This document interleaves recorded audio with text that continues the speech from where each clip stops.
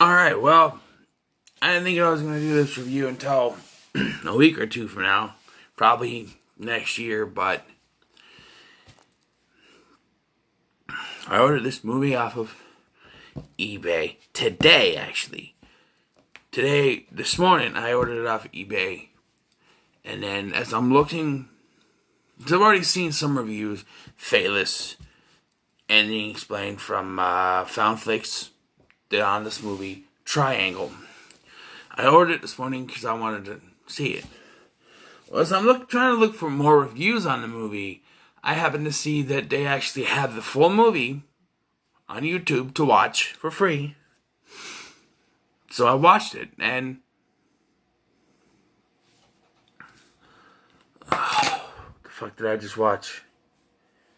It's not bad shit. It's just hard to follow. It's a time loop movie, sort of. I like time loop movies, Groundhog Day, Happy Death Day, stuff like that. But this doesn't make any sense. It's about Jess, played by Melissa George. She goes on this boat trip with a bunch of other people that she doesn't really know, except for one of them, Greg. And, well, on this boat, a storm comes, tips them over, and they find this ocean liner. When they get on there, strange things start happening. They see figures running through the hallways. Greg is shot, and he claims that it's Jess that shot him, and then the other two were shot from a person from a balcony, and Jess subdues the killer, knocking the killer off the boat after everyone else had died. He has a Victor, played by Liam Hemsworth, like one of his first roles, I think, is found. He's been skewered through the back of the head. And he says it was Jess. So, he dies. Everyone dies except for Jess. And she knocks the killer overboard. And then, right after that happens, she sees their boat with everyone on it, including her, restarting from where they got off the boat.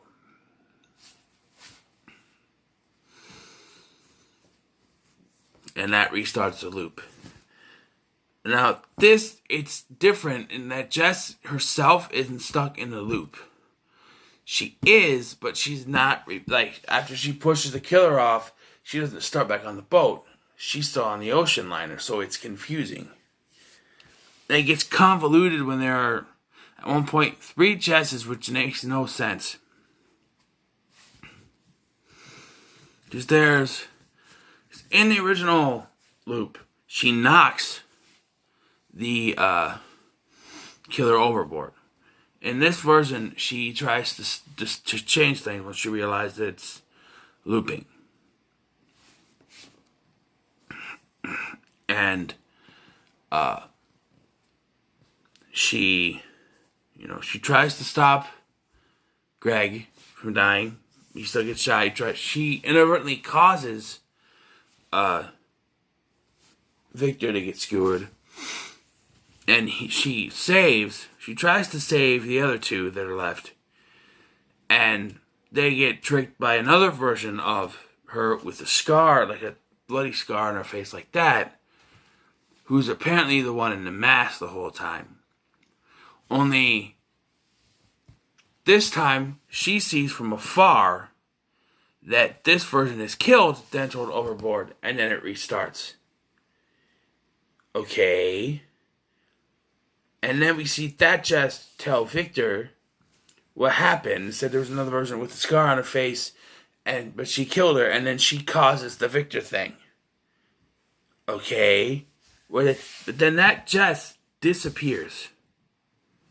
Because then it's the regular Jess that our Jess comes across later. What happened to that third Jess? That's what I'm sitting here trying to think. What happened to her? Because our Jess, there's our Jess, and there's the Jess that came with them, and then there's this third Jess that's already on the boat from before. left over from that other loop. This Jess disappears. Because then there's just our Jess and this new Jess, and then it repeats itself by knocking her over into the water. Okay. The beginning of this, we see sort of music playing with scenes of she's with her son. Her son is autistic. Okay. I'm autistic. I've never liked the way that movies portray autistic kids or people. They basically make it look like we're idiots. Like we're sensitive to everything, which we're sensitive. Don't get me wrong. But not every little thing is going to send... I mean, some people are worse than others. Some autistic people are worse than others. But not every little thing is going to set us off. This kid is portrayed as he's super, super sensitive about everything. Right? Like, well, one, it's not even an autistic thing. He left his toy outside, and she goes up to grab it, and it's like, later we see through another way that she gets mad and yells at the kid for leaving it outside. A kid is going to be absent-minded, autistic or not. This kid's like, what, 4, 5? A kid, autistic or not, is going to be absent-minded and leave stuff outside. It's going to happen. And then, I'm not going to say how, but he gets spooked and knocks his paints over, to which she, later, we see from another point of view, that she slaps the kid. But you don't do that. And, it wasn't really his fault. He got spooked. That's not autistic either. He just got spooked. People can get spooked. I can't say the other thing that gets me going. I mean, until we get to the... So, we see her, go through this from one point of view. Just little pieces where she picks up the boat, and then we see her, they clean up the mess, and she gets it on her dress or whatever, and then we see her running out, go out the house with the kid wearing something else, and they get in the car, and they turn to go to the pier, or whatever, and then we cut to her walking up, we get some talking from the people, and then she walks up the plank with Victor, President Hemsworth, walking by, and Greg's like, "Are you okay?" He's like, "Not really," to her, about her, and yeah, and it sets up something. She's a little bit off at the beginning of this, which reconnects to the end of the film, sort of. But she's a little off by this, and she says she's tired. She goes downstairs to sleep, and she wakes up. Later, she's sleeping for like an hour. And then this is when the storm comes, tips them over. There was one more person on there, Heather, and she just like disappears after the thing flipped over. She drowned or something, but we never see her again until the end of the film. Like I said, we now cut from there, because this is the beginning of the movie, to the end of the movie. When she's asleep, she dreams that she's on the beach. And then, after she gets knocked overboard, after she puts on the mask and hides and stuff, and it's like the third loop or whatever, and she gets knocked over by the other version of her, she wakes up on the beach with everything falling off, and she ends up walking home where it's actually morning, and she, I forgot to mention that there was a doorbell ringing, she went outside and there was no one there. Well, it turns out she was doing this stuff, and it sort of connects back to the beginning. And I'll get to what I mean by sort of. So like I said, she goes, she looks in there, she sees her yell at the kid for leaving a toy outside, and then slap. She is what spooks the kid, and we don't see her slap, we just see her go like this. It's just from this point of view. We don't see her slap the kid or anything, it's just this point of view going like this. And, which is good. And then, from there, Jess, who's been trying to get back to her kid this whole time, she goes to the shed, she grabs like an axe or something, and we see, she rings the doorbell, and we see the scene where she comes out, she asks her neighbor if she saw anyone out there. which I think he would have saw the other her. I'm just saying. His line is, nope, I didn't see anybody. But his line should have been, no one but you. Which would make sense. But they never, and then the second part, we don't even hear his line. So, she kills this version of her, which right away is confusing. And she takes her son, who sees the killing act. She takes her son out.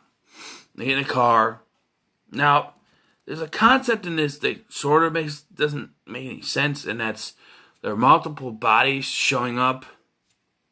Like, okay, multiple things which imply multiple loops. Like when the evil version of Jess, after she stabs, what was his name, Rowdy or whatever his name is, Roddy, whatever, in the neck, Downey, in the neck, and then stabs his wife in the chest.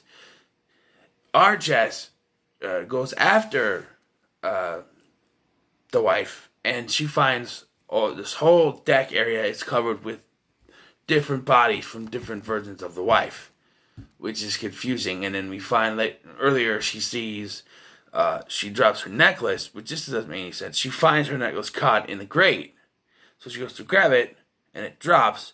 And then when she goes to pull back, her drops, which no, it should get caught in the grate. Which she wouldn't leave it there unless she understood the loop, I guess. But and then she finds a note saying, "If they board, kill them all." And she writes it down, revealing it's her handwriting. Which means she's wrote this over and over and over again. Which this is not how time loops work. Once it restarts, everything from the time loop is gone, and it restarts completely. And having more than one Jess in these time loops changes things drastically to the point where, even though it course corrects itself every time so that it stays in the loop, it just doesn't make any sense. Even after she gets off the boat and she's back and she's going with her son, a bird flies and lands on the windshield, leaving blood. And she goes out, she picks it up, she drops it over the pier to find a whole bunch of other dead bird bodies there, which means she's still in the loop. And then she tries to drive. The kid's freaking out about the blood on the windshield. Now, they're gonna say that's autism. I'm gonna say, fuck you. It's a freaked out little kid that there's blood on the fucking windshield. All right. Everything in this film can be explained without having to say, oh, it's all because the kid's autistic. No, he left his toy outside because he said it's a kid. He forgot. He spilled the paint because he was scared. All right? He didn't want to go near his mom because he just saw his mom killed his own mom and he's confused. He's freaking out in the backseat, not because he's autistic, but because he saw something happen to his mom and he's not sure what's going on. He freaks out because of the blood, not because he's autistic, but because he's a little kid and can get freaked out from blood. They just make it seem like this kid is autistic and that's why he acts like this. No. That's not what it is at all. All this stuff can be explained by a normal child, not just because it's autistic. Sure, the kid is autistic. I get that. But they're saying that he's acting this way because he's autistic, and that's just not it. That's not... Being autistic myself, I know that's not how an autistic person acts. A regular kid, sure, but an autistic kid can act that way, but not because they're autistic. It's because they're kids. They're gonna get freaked out. They saw their mom kill their mom, and they're confused. But anyway, this little freak out causes an accident, and by the way, she takes the other dead body and puts it in the trunk. And this is where we see, they cut over, and you see the dead body of the first one that she killed earlier, and then they show the kid is dead too. And the other Jess that she killed has the mark on her face, the scar from before, which is confusing because we never see that loop. We see a couple other loops that kind of connect. We see the loop where, we see our first loop where we see the one version of Jess get knocked off. We see our Jess become that Jess. And we see our Jess seeing one Jess kill the bloody Jess. But we don't get to see where the bloody Jess came from.